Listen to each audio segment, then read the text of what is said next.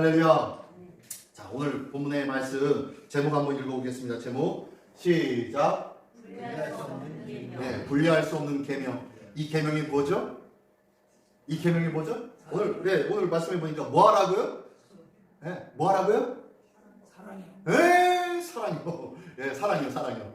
자, 누구 사랑? 하나님 사랑, 이웃 사랑. 예. 하나님 사랑, 이웃 사랑. 하나님을 사랑하라 하신 것이요. 그리고 둘째는 이웃을 사랑하는 것, 이것인데 이 두 개가 어떻게 해요? 이 두 개가 모두가 뭐라고요? 예? 뭐라고요? 예. 분리할 수 없다는 거예요. 지금 분리할 수 없다는 거예요. 한 가지라는 거예요. 한 가지. 다시 한번 얘기하면 결론부터 얘기합니다. 하나님을 사랑하는 자는 뭘 한다? 이웃을 사랑한다. 자, 하나님 사랑하십니까? 하나님을 사랑하십니까? 네. 그러면 뭐 어떻게 해야 돼요? 네, 이웃을 사랑해야 돼요. 이웃을 사랑. 그러면 이웃을 사랑해야 되는 거. 내가 하나님을 사랑하니까 이웃을 사랑해야 되는구나. 그 얘기를 하고 싶어서 제가 이런 얘기를 할까요? 예, 맞아요. 그 얘기 하고 싶어서 한 거예요. 근데 그것뿐만이 아니라 우리가 좀 바꿔서 생각해 보기로 합니다. 내가 하나님을 사랑하니까 이웃을 사랑합니다. 라는 거는 하나님 사랑을 드러내기 위하여서 뭐 하는 거예요? 이웃을 사랑하는 거예요. 그렇죠? 그러다 보니까 이웃 사랑은 내가 주의를 섬겨야 되고 11조를 내야 되고 정식기도도 해야 되고 이것도 해야 되고 저것도 해야 되고 라는 의무적으로만 생각되는 거예요.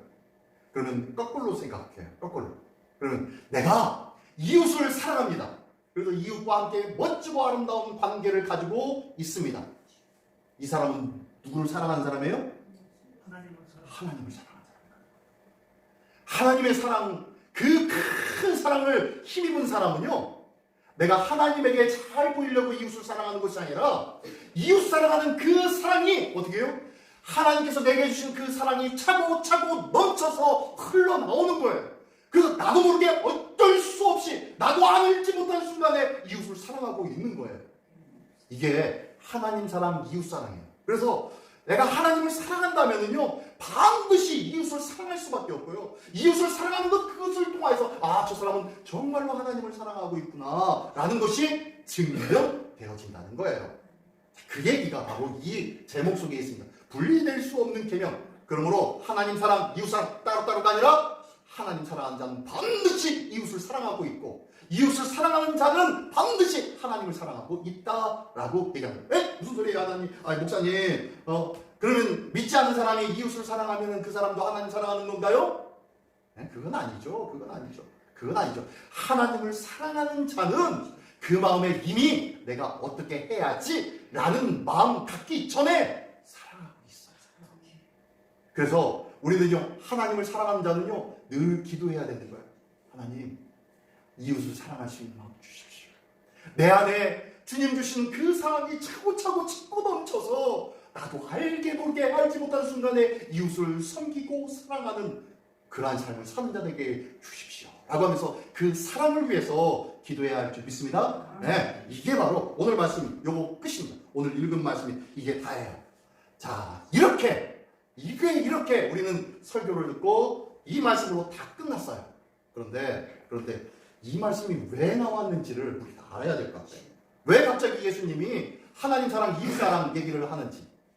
그리고 물론 서기관 중에 한 명인 이 서기관이 와가지고 질문했기 때문에 대답한 것을 기록한 것이 이 말씀인데, 그런데요, 마가복음을 기록한 사람은 누구예요? 마가는 이 말씀을 기록하면서 뭐가 있다? 의도가 있었어요.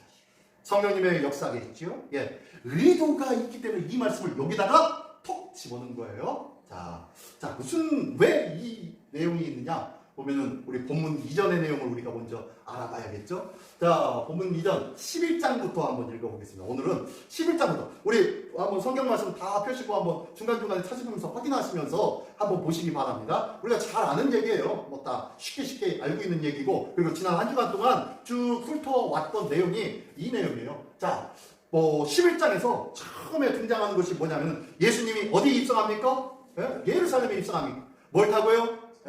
어린 나귀를 타고 예수님이 입성합니다. 많은 사람들이 호산나 호산나 다윗의 자손이여 우리를 구원하소서라고 외치면서 예수님을 기쁨으로 감격스럽게 놀랍게 예수님을 환영합니다.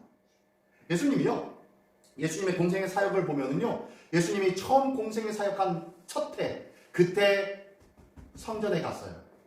성전에 가서 그때 한번 성전을 한번 뒤집어 엎어버렸죠. 그때 하고 두 번째는 6월절에 가시지 않았어요. 두 번째는 안 가셨어요. 그리고 세 번째 6월절에 지금 가신 거예요.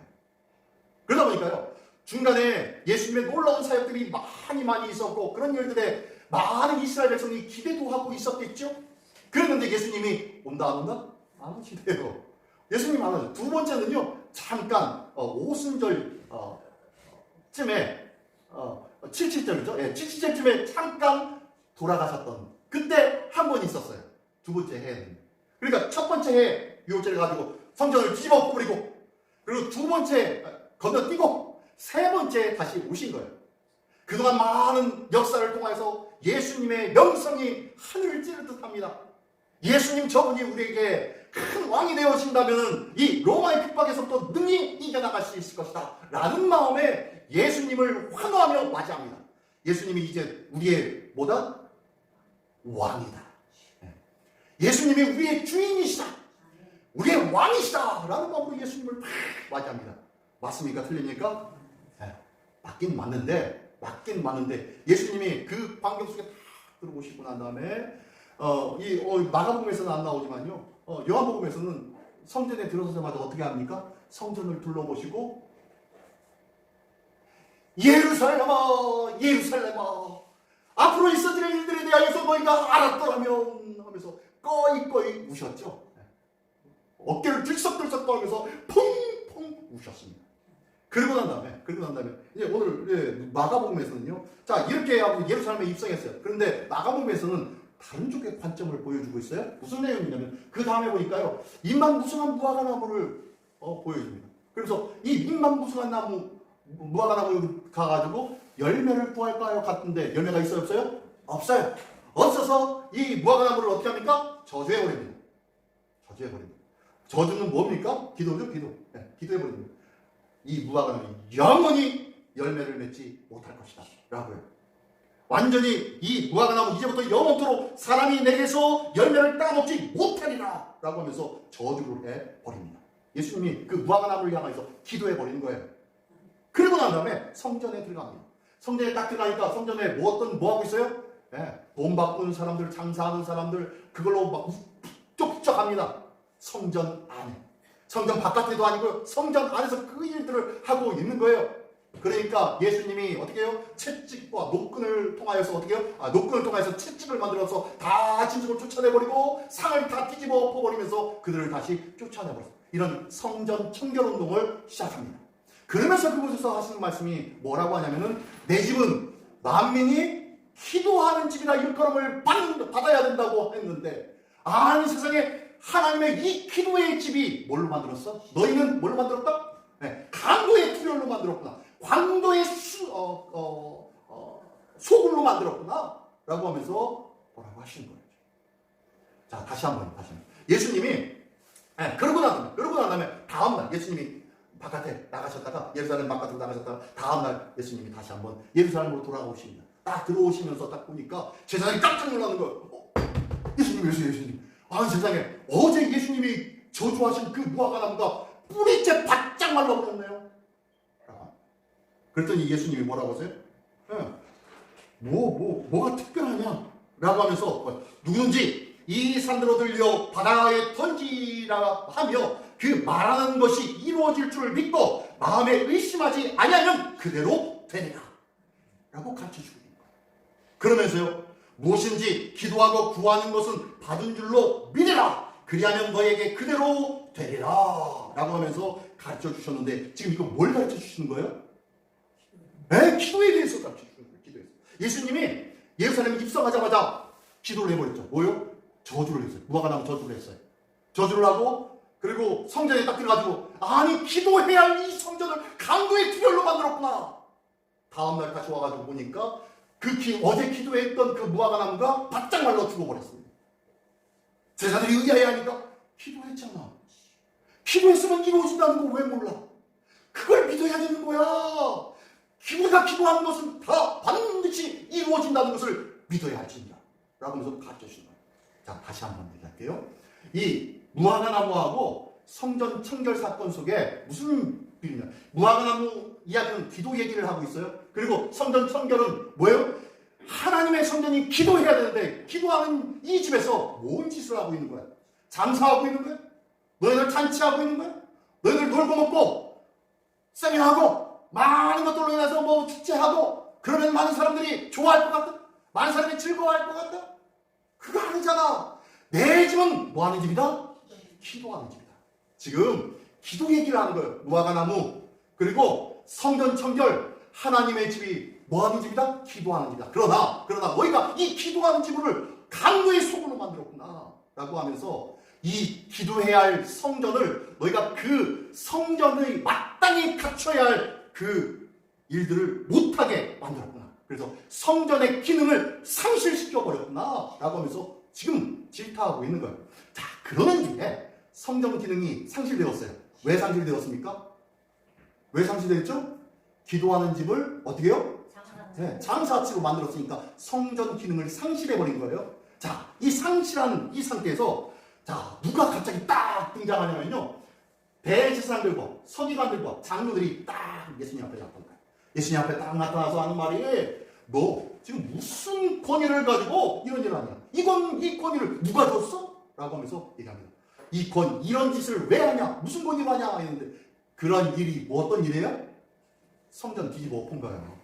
성전 재작년에 그러더니 올해도 또 그러네? 너 무슨 권위로 그러는 거야? 라고 그러는 거예요.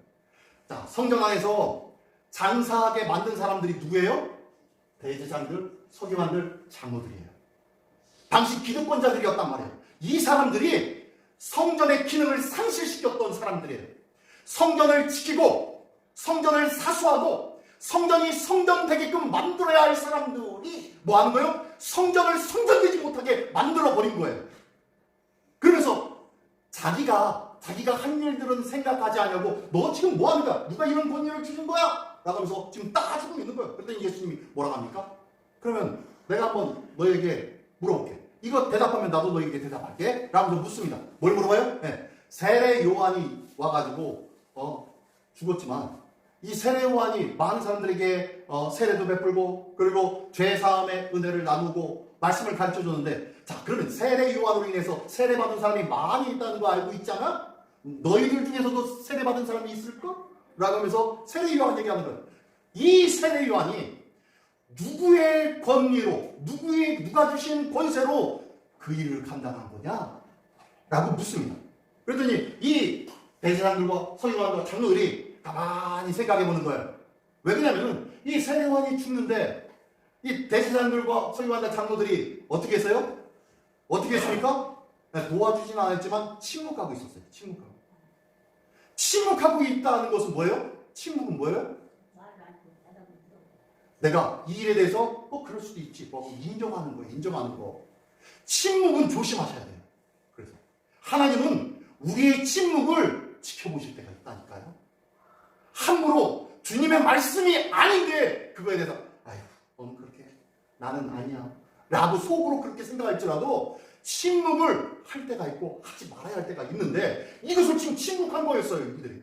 그러니까 만약에 이 세례 요한이 하늘로부터 온 사람이다 라고 했다면은 이 세례 요한이 헤롯에 의해서 죽임당했는데 그 앞에서 왜 죽이냐? 왜 붙잡아 갔느냐? 라고 따져드렸어야 됐는데 따졌어요? 안 따졌어요? 안 따졌죠? 그리고 이 사람은 권세가 사람으로부터 말한 거야 라고 했을 경우에는 많은 사람들이 가가지고 그에게 세례를 받았습니다. 왜요? 그는 하나님께서 보내신 선지자라고 믿었기 때문에. 그리고 이 장로와 서기관 장로들 중에서도 많은 사람들이 이 세례 요한에게부터 세례를 받았단 말이에요. 그렇다면 내가 받은 건 뭐야? 저 사람들이랑 같이 받았는데 내가 만약에 사람에게로부터 온 권세다라고 했다면 내가 지금 잘못 받은 거네? 그럼 잘못 받았다고 얘기하면 이 사람들이 가만히 있을까? 무서운 거예요. 두려운 거예요. 그러니까 이러지도 못하고 저러지도 못하고 대답을 못하고 모르겠습니다 I don't know 라고 대답합니다. 이 대제사장과 서기관과 장로들이. 지금 이런 상황이 있었는데, 이런 상황에서 자 봅니다. 그리고 난 다음에 뭔 얘기가 나오냐면 포도원 12장에 건너오면서 포도원 얘기를 하는 거예요. 포도원 얘기. 잠깐만요. 예. 이 권세는 누가 준 거냐라는 것은 누가 주인이냐? 이 성전의 주인은 누구냐? 너희가 주인이라고 생각했지? 너희가 너희 마음대로 장사치도 불려서 여기다 세워가지고 돈 조금 먹고 저기서 조금 받고 이것으로 인해서 누이 좋고 매부 좋고 도랑치고 가지 잡고 백성들도 많은 거리에서 재물 가지가 오지 않고 돈만 깔랑깔랑 가지고 와가지고 여기서 재물 사가지고 예배 제사 드리면 되니까 서로가 좋긴 좋네, 뭐 서로가 다 좋은 거지 뭐. 이렇게 하려고 했었던 그것을 통해서 자기 자신의 유익과 그 다음에 물질적인 이익을 추구하고 있었던 저들, 바리새인과 서기관과 장로들이라는 거예요. 그들이 성전을 성전답게 만들어야 할 사람들이었단 말이에요. 성전을 성전답게 만들어야 할 사람들이 그 짓을 했다는 거예요. 그 짓을. 그러니 지금 자기들은요, 자기가 한 일이 뭔지 모르는 거예요. 모르고 이 성전에서 내가 권세가 있으니까, 대제사장이니까, 서기관이니까, 장로니까 내가 이 정도는 뭐 이렇게 배려하고 나눠주고 사람 소개시켜주고 이렇게 하면 되겠지 뭐 라는 그들의 기대권을 누리고 있었던 거예요. 성전을 누구 거라고 생각한 거예요? 자기네 거라고 생각한 거예요. 하나님의 성전을 자기네 거라고 생각하고 있었던 것이 바로 이들이었단 말이에요. 이들이었는데 그 이야기가 끝나고 난 다음에 12장에 나온 것이 뭐냐면 포도원 비유예요. 포도원에 어떤 주인이 잘 차려놓고 농부들에게 세를 주고 먼 타국에 갔다가 그 포도원에 알곡들이 잘 익어가지고 소출이 날 때쯤 종을 보내서 소출에 얼마 이제 세를 받아야 할 거 아니에요. 세를 받으려고 보냈더니 이 포도원 농부들이 뭐 하는 거예요?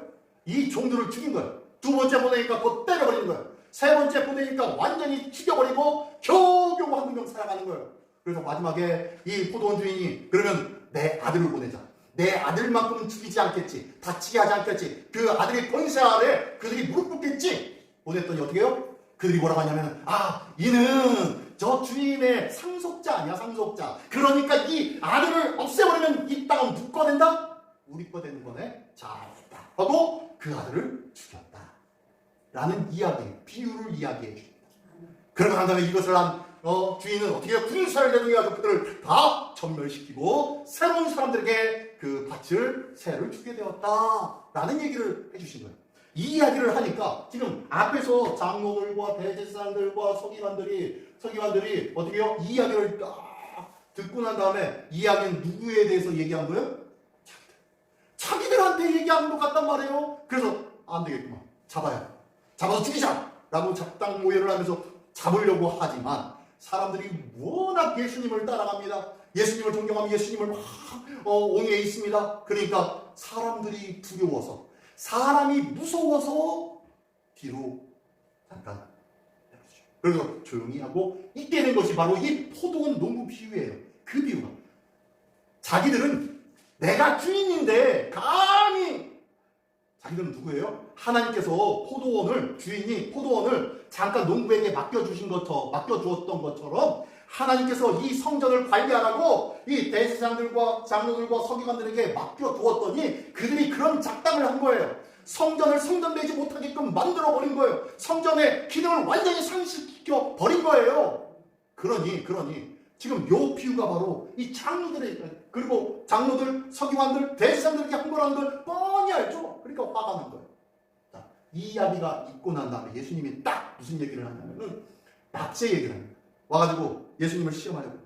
자, 여기 우리가 가이사에게 세금을 내야 되는데 우리가 하나님께 내야 됩니까? 가이사에게 내야 됩니까? 라고 하니까 예수님께서 동전 가져봐. 동전 누구 형상이 그려있냐? 네, 가이사의 형상이다. 그랬더니 그래, 그러면 가이사의 형상이니까 가이사의 것은 가이사에게, 하나님의 것은 하나님께 드려라 라고 하면서 이야기하는 거예요. 이게 무슨 소리냐면요, 한마디로 네가 정말로 주인이 누군지 명확하게 알라는 거예요. 네가 세상 가이사에게 속해 있는 사람이냐, 하나님에게 속해 있는 사람이냐. 가이사에게 속해 있으면 가이사에게 세금 낼 거고, 하나님에게 속해 있으면 하나님에게 세금 낼 거 아니겠느냐. 그러므로 너의 소속을 정확히 해 라고 지금 말씀해 주고 있는 거예요.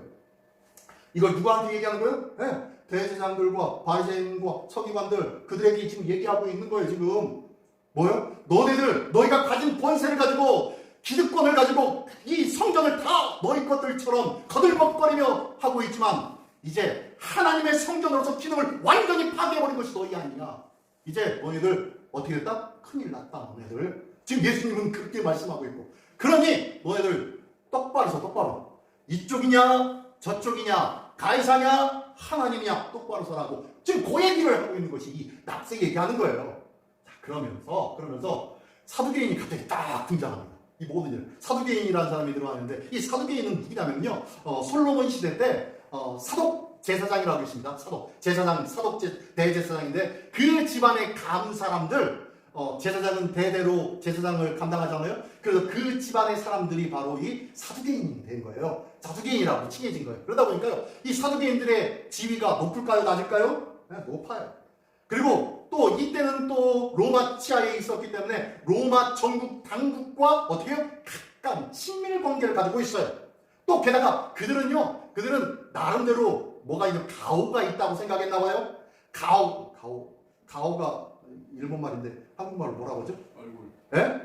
얼굴은 가오가 아닌데? 가오가 얼굴이에요? 네. 원래 얼굴이고요. 예? 캐면. 아무튼 그 가오가 있지 내가 하면서 율법이라는 것을 존중하지 않았어요. 뭘 존중했냐면 모세오경. 오직 모세오경만 존중했어요.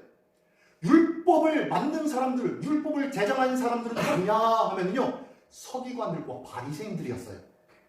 자, 어쨌든 서기관들과 바리새인들이었는데 그 사람들이 율법을 분리하고 나누고 사람들을 가르치면서 이 말씀을 이렇게 했는데, 어쨌든 나는 그런 거 않고 오직 모세오경 그것이 직제예요. 그러다 보니까요, 이 사람들은 천사도 안 믿어요. 내세도 없어요. 이 세상에서가 끝이라고 생각해요. 그러면 그가 하나님을 섬기는 이유가 뭐냐? 이 세상에서 뭐 하려고요? 잘 먹고 잘 사는 것. 이게 복이라고 생각하는 거예요. 이 세상에서 잘 먹고 잘 살아야 되는 것, 이것이 하나님으로부터 받은 복이야 라고 생각하면서 그들은요, 정치권에 얽매여 있었고, 그리고 그들은 절대로 뭐 율법을 지킨다 이런 거에 요동하지 않았어요. 그랬던 자들이 바로 이 사두개인이에요. 그러다 보니까 부활도 없다고 생각했습니다. 그런 이 부활도 없다고 하는 사람들이 예수님 앞에 질문하죠. 저희 예수님 칠형제가 있는데요, 칠형제 중에 아들이 결혼을 했어요. 근데 애를 안 낳고 죽어버렸네요. 그래서 우리에게는 형사 취수제가 있지 않습니까? 형이 죽으면 동생이 그 아들을 취하는 것. 그래서 동생이 아들을 취했는데 그 동생도 죽고, 셋째도 죽고, 넷째도 죽고, 다섯째, 일곱째까지 다 죽었습니다. 부활의 때에 이 사람들이 다 살아나가지고 오면은 이 여자는 이 일곱 형제 중에 누구의 아내입니까? 라고 물어봐요. 그랬더니 예수님이 뭐라고 말씀하시냐면, 너희가 성경도 하나님의 능력도 모르면서 오해했구나 라고 말씀하십니다. 뭘 모른다고요? 성경을 몰랐고 모르고 하나님의 능력이 어떠한지를 알지 못하였기 때문에 오해하고 있구나 라고 하면서, 나중에 부활의 때는 모든 사람들이 다 천사와 같은 존재가 되어서 남자도 여자도 어머니도 아버지도 그 관계가 계속 끝까지 이어지는 것이 아니야. 남자도 없고 여자도 없고 신도 장가도 가지 않아 라고 하면서 말씀을 해주세요. 그러면서 너희가 성경을 모르고 하나님의 권능, 능력도 모르는구나 라고 하면서 질타하신 것이 바로 이 부활이 없던 사두개인들에 대한 질문과 답변이셨어요. 자, 하나님의 능력도 알지 못하고 말씀도 알지 못하니까 뭘 해요? 오해합니다. 믿음의 삶 속에서 오해할 수밖에 없는 이유는 엉뚱한 생각을, 다른 사람이 아유 이랬대, 어떻게 그럴 수 있어, 어떻게 저럴 수 있어 라는 말을 하는 이유는요, 하나님 말씀 몰라서 그래요. 하나님의 능력을, 권능을 몰라서 그래요. 하나님께서 역사하시면 어떻게 되는지를 알지 못해서 그런 소리를 하고 있는 거예요. 하나님을 알고 하나님을 믿는 자들은요, 그런 소리 안 해요. 판단하지 않아요. 지금 주시고 지금 내가 살아가고 있는 삶의 이 모든 것들이 하나님께서 뜻하시고 계획하시는 것이 있도다 라고 믿고 나의 맡겨진 사명과 삶에 충실히 잘 감당하는 자들이 하나님의 사람들이에요. 자, 어쨌든 그런데 이 이야기하고 난 다음에 오늘 본문이 시작되었습니다. 아이고, 시간이 다 됐네. 자, 자, 이제 빨리 끝낼게요. 자, 오늘 이 내용에 보면요. 본문 이야기 28절에 자, 누가 옵니까? 누가? 네, 서기관이에요. 한 서기관. 그 중에 서기관 한 명. 바리새인 대제사장들과 서기관들과 바리새인들 중에서 계속 옆에서 지켜보고 있었어요. 이 사람이 지켜보면서 예수님이 뭐라고 변론하고 있는지, 어떻게 가르치고 있는지, 그 말이 무슨 의미인지, 뭘 때로는 자기들 욕하고 있는 그 모습에 부르르 화도 날 때가 있었겠죠? 그런데 이 모든 것에 지혜롭게 잘 대답하고 있고 그 말에 옳다라고 생각이 되었던 것 같아요. 그러니까 질문을 합니다. 예수님, 선한 선생님이시여 하면서 예수님 하면서 이 율법 중에서 가장 큰 계명이 뭡니까? 라고 묻습니다. 율법이 총 613개가 있습니다. 613개의 율법이 있는데 그 중에서 금지 명령이 365개. 그다음에 이렇게 행하라! 라고 적극적으로 하라고 행하고 있는 것이 248개예요. 365개 빼면은 248개죠. 313개 중에서. 자, 어쨌든 이런 율법이 613개가 있는데 이 중에서 가장 큰 계명이 무엇입니까? 성경에 보니까 613개의 율법이 있대요. 근데 어쨌든 묻습니다. 그랬더니 예수님이 뭐라고요? 하나님 사랑, 이웃 사랑을 얘기하시는 거예요. 자, 이 서기관이라는 사람이 어떤 사람인가 했더니요. 율법을 해석하고 사람들을 가르쳐요. 이 서기관들이 언제부터 득세합니까? 네, 포르기안 시기. 우리 에스라, 니에미야, 에스도 지금 하고 있죠. 자, 포르기안 시대를 하고 있는데 이 시대 때 아주 번성하면서 자리를 잡으면 두각을 나타냈던 사람들이 누구냐? 바로 서기관들이에요. 왜냐하면 이 사람들이 왜 두각을 나타냈냐면은 사람들이 모두가 언어가 바뀌어버렸어요.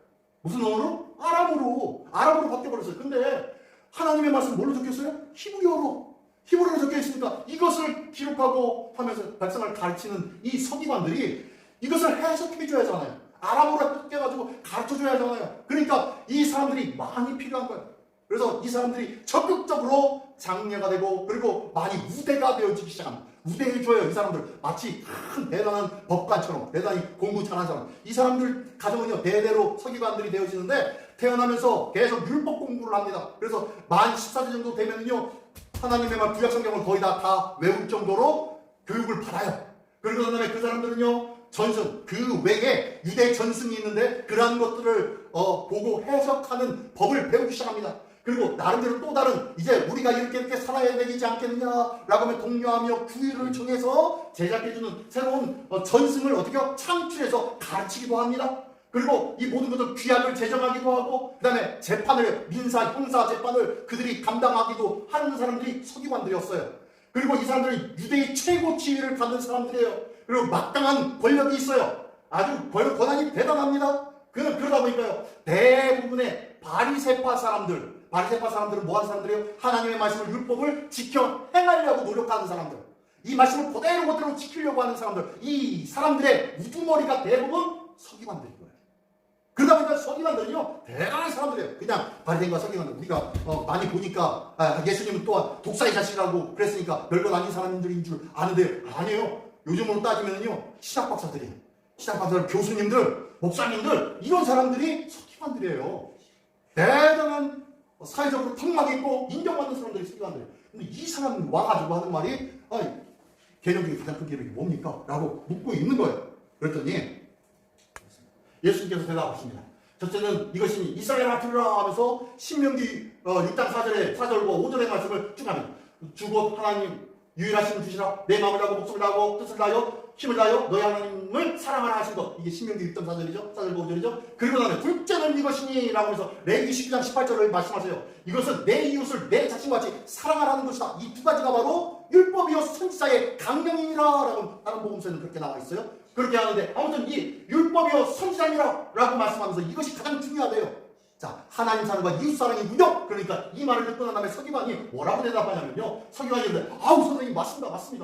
하나님은 한 분이시고 그 외에 다른 이가 없고 하신 말씀이 참입니다. 또 마음을 다하고 지혜를 다하고 힘을 다하여 하나님을 사랑하는 것과 또 이웃을 자신과 같이 사랑하는 것 이것이 전체로 드리는 모든 번제물과 기타 제물보다 나옵니다. 뭐예요 이거요? 순종이 뭐보다 낫다? 제사보다 낫다는 얘기를 지금 하고 있는 거예요. 여기서. 근데 이 이야기를 듣자마자 예수님이 뭐라 그래요? 예수님의 말씀 긍정한 이 말씀을 듣고 나면 예수님이 뭐라 그래요? 예수님이 그가 지혜 있게 대답함을 보시고 이르시되 네가 하나님의 나라가 멀지 않았다 라고 하시면서 말씀하신 거예요. 그러자 사람들이 아무도 말하지 않고 침묵하였다라는 것이 오늘 본문의 말씀입니다. 여기서 지혜 있게 말했다라는 것은요, 적확하게 대답했다라는 거예요. 적확, 정확이 아니라요, 적합, 적합이 아니라 적확. 한자어입니다. 한자어. 적확이라는 단어가요, 뭐라고 얘기해야 되나? 자, 적확이라는 말씀은 적당한 곳에, 그러니까 화살이, 적자가 화살적자죠? 표적적자죠? 표적에 어디요? 정확하게 가가지고 꽂히는 거. 이게 적확입니다. 적확. 그러면서 지혜 있게 말했다라는 거. 그래. 포인트 확실하게 찔러서 잘 말했어. 맞아. 라고 하면서 칭찬을 하시는 거예요. 왜 칭찬을 하시냐면요. 왜 칭찬을 하냐면 예수님이 아까 사두개인들이 와가지고 질문한 거 있죠. 너희가 뭐하기 때문에 오해했다고요? 성경을 모르고 하나님의 능력을 알지 못하니까 오해했다 라는 말을 들은 사두개인들, 그들이 머뭇머뭇하고 있는데 그 서기관이 얘기한 거였고, 이에 대해서 예수님이 적확하게 정확하게 잘 얘기했어 라고 하면서 칭찬을 하는 거예요. 다시 한번 얘기하면 사두개인들은 알지 못하지만 서기관인 너는 제대로 맞았다는 거야. 하나님의 말씀 정확하게 포인트를 잘 집었구나 라고 하면서 다른 말씀이 있습니다. 그러므로 뭐요? 하나님 나라에 멀지 않다. 하나님 나라에 들어간다라고 하지 않고요, 하나님 나라에 멀지 않다라고 해요. 하나님의 말씀을 알아야 하나님의 나라를 가는 길을 찾는 줄 믿습니다. 그리고요, 하나님의 나라를 찾으려고 애쓰고 노력하는 자는 하나님의 말씀을 적확하게 아는 사람이에요. 제가 목사입니다. 그런데요, 아까 서기관들, 독사의 자식이라고 취했던 그 서기관들이 어떤 사람들이었다고요? 하나님 말씀 많이 아는 사람들이었어요. 하나님의 말씀을 많이 알고 가르치고 그랬는데도 불구하고 그들 향해서 예수님은 너희가 제대로 알지 못하고 있어 라면서 그러므로 너희는 독사의 자식이야 라고 말씀하셨거든요. 그러므로 하나님의 말씀을 내가 이지적으로 아는 것, 이것과 구원과는 상관이 있다 없다? 없다. 그러므로 제가 묵상하십시오 하는 이유는요, 이걸 듣고 기억하고 새기고 나중에 시험 볼 테니까 그대로 잘 대답하십시오가 아니에요. 이 말씀을 묵상하면서 누구의 마음을 알아라는 거예요? 하나님 마음을 알아라는 거예요. 하나님 마음. 하나님의 마음이 얼마나 우리를 사랑하고 있는지, 얼마나 우리에게 모든 것을 다 주고 싶어 하시는지, 그 사랑 때문에 우리를 애지중지 돌보며 우리를 지키시기를 원하시는지, 눈동자와 같이 지키시기를 원하시는지, 이 마음을 알라는 거예요. 알라는 거. 하나님의 말씀을 묵상하는 거는요, 하나님의 마음과 내 마음이 하나 되기를 소원합니다. 목사고 소용없어요. 신학자고 소용없어요. 제가 설교하고 있지만요, 저라고 하나님 나라에 막 그냥 직속으로 들어갈까요? 안 그래요. 저는요, 얼마나 두려운지 몰라요. 말씀을 알다 보니까, 이것저것 지혜로 알다 보니까요, 이 말씀이 나의 삶 속에서 100% 다 지켜져야 되는데 그러지 못하는 것들이 너무 많아요. 여러분들은 모르니까 그렇다고 치고, 아는데 안 되는데 어떻게 합니까? 그러니까 너무 괴로워요. 여러분은 어떻게 보면요, 목사 안 되고 성경 말씀 지적으로 배우지 않은 것이 다행일지도 몰라요. 그것이 중요한 것이 아니라 하나님의 말씀을 어떻게 해요? 하나님의 마음을 알자는 거예요. 하나님의 마음을 알려고 하나님의 말씀을 늘 묵상하기를 원하는, 그랬더니 이런 말씀을 예수님께서 말씀하고 계신 거예요. 자, 말씀을 온전히 시작. 온전히 깨닫기 시작할 때 하나님 나라가 가깝습니다. 하나님을 사랑하시니까 반드시 이웃 사랑을 통하여 그 사랑, 믿음이 증명됩니다. 예, 하나님 사랑, 이웃 사랑, 이게 바로 하나님의 마음입니다. 기도하겠습니다. 하나님, 우리가 이지적으로 신앙생활을 하려고 하였던 어리석음이 있지 않습니까? 조금만 더 많이 아는 것, 그것이 주님께 가까이 나가는 것 줄 착각하고 있었지 않습니까? 하나님의 마음을 가슴에 품고 하나님의 그 마음을 따라 오늘도 순종하며 기쁨과 감사하며 그 은혜를 누릴 줄 아는 그런 사람으로 오늘도 살아가게 하여 주시옵소서. 이 사순절 기간이 주님을 만나며 주님의 마음을